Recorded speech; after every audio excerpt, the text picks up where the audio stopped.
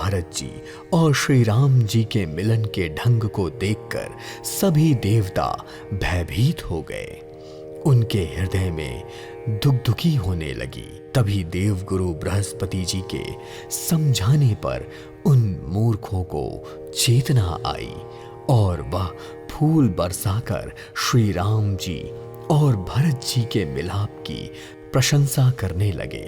फिर श्री राम जी बड़े प्रेम से शत्रुघ्न से मिलने के बाद निषाद राज से मिले और लक्ष्मण जी, भरत जी और शत्रुघ्न से बड़े ही प्रेम से मिले। फिर उन्होंने निषाद राज को हृदय से लगा लिया। भरत तथा शत्रुघ्न दोनों भाइयों ने मुनियों को प्रणाम किया और उनसे इच्छित आशीर्वाद पाकर वे बहुत आनंदित हुए। फिर प्रेम और उमंग से भरे छोटे भाई शत्रुघ्न के साथ भरत जी ने सीता जी के चरणों की रज हाथों में लेकर अपने सर पर धारण किया और बार बार उन्हें प्रणाम करने लगे। सीता जी ने दोनों को उठाकर उनके सर पर हाथ फेरा और अपने पास बैठा लिया और मन ही मन उन्हें खूब सारा आशीर्वाद दिया, क्योंकि वे स्नेह में इतना मग्न हो गईं कि उन्हें अपनी ही सुध बुध नहीं रही। सीता जी को सब प्रकार से अनुकूल देखकर भरत जी सोच रहित हो गए और उनके हृदय का कल्पित भय धीरे धीरे जाता रहा। तभी उचित अवसर देखकर केवट हाथ जोड़कर विनती करते हुए बोला, हे नाथ, मुनि वशिष्ठ जी के साथ सारी माताएं, नगरवासी, सेवक, सेनापति तथा मंत्री सब आपके वियोग से व्याकुल होकर यहाँ आए हुए हैं। गुरु के आगमन की बात सुनते ही श्री रामचंद्र जी ने शत्रुघ्न जी को सीता जी के पास ठहरने को कहा और वे उसी समय वेग के साथ वहां से चल दिए। तभी गुरु जी के दर्शन मिलते ही लक्ष्मण जी सहित प्रभु श्री राम जी प्रेम से भर गए और वह उन्हें दंडवत प्रणाम करने लगे।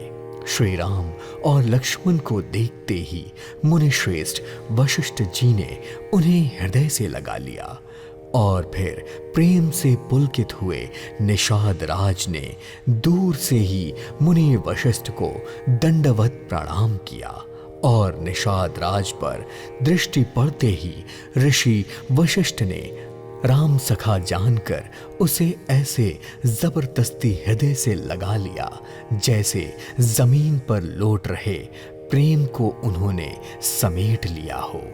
यह देखकर सारे देवता आकाश से फूल बरसाने लगे और कहने लगे, जगत में निषाद राज के समान छोटा कोई नहीं है और वशिष्ठ जी के समान बड़ा आखिर कौन है। पर वशिष्ठ जी ने अपने प्रेम से इस भेद को समाप्त कर दिया।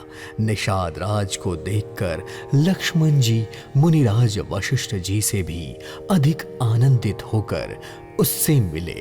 तभी श्री राम जी ने सारी माताओं को दुखी देखा तो सबसे पहले श्री राम जी कैकेयी के पास जाकर उनसे मिले और अपने सरल स्वभाव तथा भक्ति से उन्होंने उनकी बुद्धि को तृप्त कर दिया। फिर चरणों में गिरकर काल, कर्म और विधाता के सर सारा दोष मढ़कर श्री राम जी ने उनको संतावना दी। उसके बाद रघुनाथ जी बाकी सभी माताओं से मिले और उन्होंने सबको समझा बुझाकर संतोष कराया कि हे माता, सारा जगत ईश्वर के अधीन है, इसमें किसी को दोष नहीं देना चाहिए। फिर दोनों भाइयों ने ब्राह्मणों की स्त्रियों सहित गुरु जी की पत्नी अरुंधति के चरणों की वंदना की और वे सब आनंदित होकर कोमल वाणी से आशीर्वाद देने लगे। फिर दोनों भाई पैर पकड़कर सुमित्रा जी की गोद में जाकर बैठे, जैसे किसी अत्यंत दरिद्र की संपत्ति से भेंट हो गई हो। फिर दोनों भाई माता कौशल्या के चरणों में गिर पड़े। प्रेम के मारे उनके सारे अंग शिथिल हो रहे थे। बड़े ही स्नेह से माता ने उन्हें गले लगा लिया और नेत्रों से बहे प्रेम अश्रुओं के जल से उन्हें नहला दिया। उस समय के हर्ष और विषाद को वैसे ही नहीं बताया जा सकता जैसे कोई गूंगा स्वाद के बारे में नहीं बता सकता है। फिर रघुनाथ जी ने गुरु से कहा कि चलिए अब आश्रम पर पधारिए। मुनीश्वर वशिष्ठ जी की आज्ञा पाकर अयोध्या वासियों के साथ साथ सब लोग वहीं रुक गए। ब्राह्मण, मंत्री, माताएं और गुरु आदि गिने चुने लोगों के साथ लिए हुए भरत जी, लक्ष्मण जी और श्री रघुनाथ जी पवित्र आश्रम के लिए चल दिए। सबको आता देखकर सीता जी मुनिश्रेष्ठ वशिष्ठ जी के चरणों में पड़ गईं और उन्होंने उनसे अपने मन का मांगा हुआ आशीष पाया। फिर वह मुनियों की स्त्रियों सहित गुरु पत्नी अरुंधति जी से मिली।